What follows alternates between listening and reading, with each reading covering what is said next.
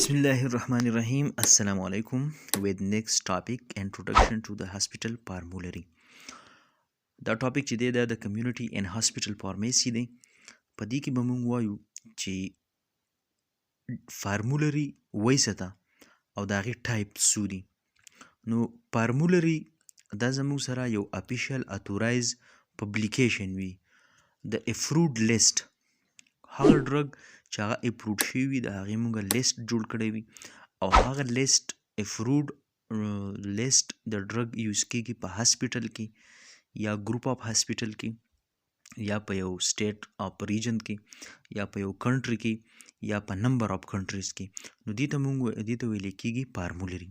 اوس د دې فارمولري ټایپس څو دي؟ د فارمولري ټایپس نیشنل فارمولري، local or private formulary, purchased formulary and special formulary.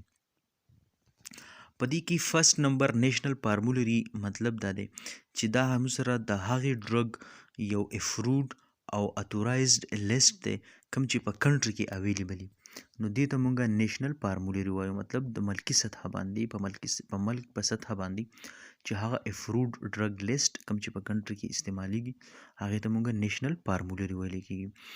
بل لوکل آر پرایویټ فارمولري، نو دا د ډرګ هغه کمپایلیشن دی کوم چې اویلیبل وي په یو انسټیټیوشن کې یا په هاسپټل کې او دې ته د هاسپټل خپله فارمولري هم ویلی کېږي. پرچیز فارمولري هغه فارمولري وي چې هغه اغستې شوي وي د څه دپاره؟ د ګایډلاین دپاره د یو هاسپټل دپاره، دا یو د کنټري دپاره.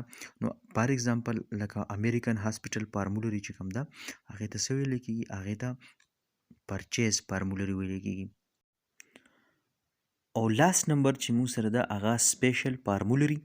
نو دا موږ ته څه راکوي؟ سپیشل فارمولري کې چې وي په هغې کې به موږ ته پرووایډ کېږي انفارمیشن اباوټ سپیسیفیک فارماسیوټیکل ایجنټ چې هغه فار ایگزامپل یو سپیسیفیک یا کنټرول ډرګس یا فار ایگزامپل نارکوټیک یا اني لیګزیټیو سیډیټیو داسې که مونږ واخلو پین کیلر یو خاص ډرګ یا خاص ایجنټ په باره کې هغه موږ ته انفارمیشن راکوي نو هغې ته ویلی کېږي سپیشل فارمولري.